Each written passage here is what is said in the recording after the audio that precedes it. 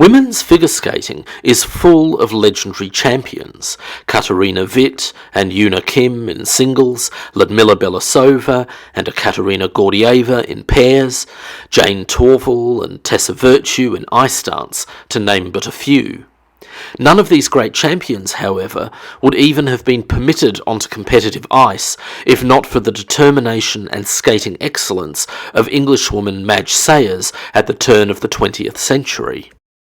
Madge was born in 1881, the daughter of an upwardly mobile London builder. She began skating as a child at the Prince's Club in West London, winning her first competition at the age of 18.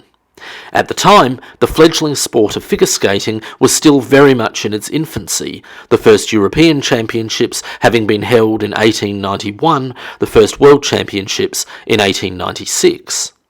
The sport was dominated by two contrasting skating styles: the international style, which had been brought to Europe by an innovative American, Jackson Haynes, in the 1860s, and which was artistic and balletic in its interpretation, and the British style, which was much more rigid and considerably less flamboyant. Madge was trained in and excelled at the British style, but in 1899, just as her competitive career was getting underway, she had the good fortune to meet Edgar Sayers, a competitive skater 18 years her senior, who would teach her the much more eye-catching international style and become her pairs partner and soon her husband. Madge and Edgar enjoyed almost immediate success together, winning the pairs event at the first British Skating Championships in 1899. The World Championships, however, remained an all-male affair, dominated by the illustrious Swede Ulrich Salchow, whose inventive jumps are still used in competition today. In 1902, to the dismay of the sport's governing body, the International Skating Union, the ISU, Madge entered her name in the otherwise all-male singles competition. The ISU roundly condemned her decision, but grudgingly acknowledged that there were no provisions in the rules to prevent her participation.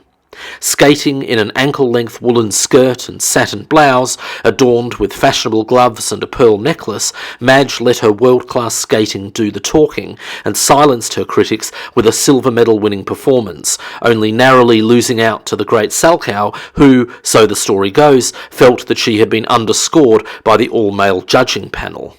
The ISU, though, sought to have the last laugh, and at their next Congress in 1903 imposed a ban upon women, preventing them from entering any future singles championships on the dubious grounds that 1. The dress prevents the judges from seeing the feet, 2. A judge might judge a girl to whom he was attached, and 3. It is difficult to compare women with men. Madge's defiant response was to once again skate seamlessly through a loophole in the ISU's rulebook. Aware that the ban could not be legally enforced for several months, in January 1904 she entered the singles event at the British Championships, defeating an all-male field to claim the gold. Later that year, she successfully defended the title she had won the previous year at the Swedish Cup, beating her husband in the final to claim yet another gold. In so doing, she established herself unequivocally as second only to Salchow amongst competitive figure skaters of either sex. Eventually, even the ISU could no longer ignore Madge's prowess on the ice. Buckling under pressure, the ban on women was lifted in 1905, and at the 1906 World Championships in Davos, Switzerland, a women's-only singles event was inaugurated, which Madge duly won. She returned the following year and successfully defended her crown, this time in Vienna, before winning the first Olympic gold medal in women's figure skating at the London Games in 1908. The Times declared that she had never given a better performance, observing that her essential power was concealed by the ease of execution and was performed with her own particular dash and finish. Madge would back up her singles victory by claiming a bronze medal in the pairs event with her husband. Increasingly plagued by ill health, Madge retired from competitive skating after the Olympics and died less than a decade later, tragically young, from heart disease at the age of 35.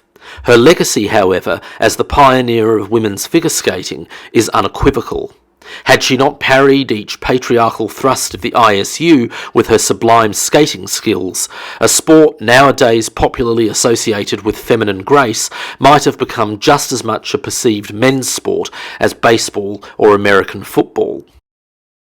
If you enjoyed this content, I'd recommend checking out my new book, Hollywood's Women of Action, From the Perils of Pauline to Wonder Woman, which examines the development of the action heroine as a character from the silent screen era to the present day. It's available from Amazon and other international booksellers. To purchase, follow the link in the description below. And if you enjoyed this video, please don't forget to like, comment and subscribe.